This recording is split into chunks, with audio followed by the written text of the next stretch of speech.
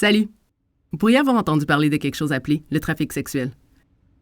Je sais, ça s'est beaucoup retrouvé dans l'actualité dernièrement. Et vous pensez sûrement que ça ne pourrait jamais vous arriver à vous ou à un ou une de vos amis. Mais en vérité, le trafic sexuel se produit déjà partout au Canada. Les jeunes filles et garçons canadiens, certains du même âge que vous, ou même plus jeunes, de toutes sortes de contextes et d'identités ethniques différentes, deviennent des victimes de trafic sexuel. Et la plupart ne se rendent même pas compte que ça se produit, jusqu'à ce qu'il soit trop tard.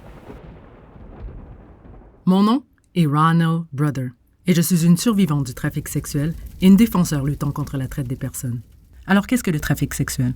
C'est lorsqu'une personne, généralement un ou une jeune mineure vulnérable, est victime de leurres, de pièges et de manipulations pour vendre son corps à des fins sexuelles contre de l'argent pour quelqu'un d'autre. Alors, comment cela se produit-il?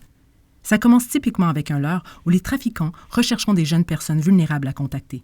Et ça peut se produire partout, comme à l'école, au centre commercial ou même en ligne. Ça peut être quelque chose qui semble innocent, comme envoyer un message sur les médias sociaux disant « Salut beauté ». Si une réponse est envoyée, c'est la première étape du processus de leurre. On tente d'en apprendre le plus possible sur la personne et sur sa vie. Ça pourrait ne pas avoir l'air d'une mauvaise chose, mais les trafiquants utiliseront ces renseignements pour manipuler la personne plus tard.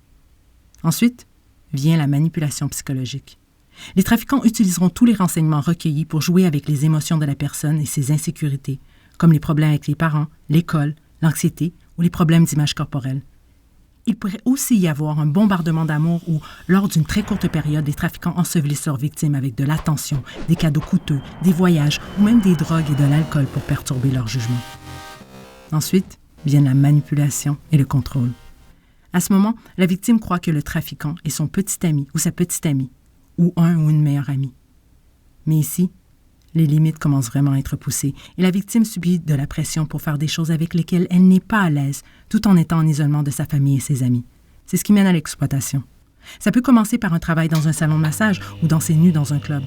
Les victimes se feront dire « c'est juste pour cette fois-ci » ou « pense à tout l'argent que tu te feras ». Ensuite, ça évolue vers des actes sexuels. Et si la victime tente de dire non ou de quitter, le trafiquant pourrait menacer ou devenir violent. Le trafic sexuel est vrai.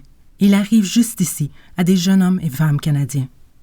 Alors rappelez-vous comment le trafic sexuel arrive et parlez à des amis ou des adultes de confiance si vous sentez que vous ou vos amis pourriez être en danger. Finalement, si quelque chose semble trop beau pour être vrai, faites confiance à vos instincts. Merci pour votre écoute.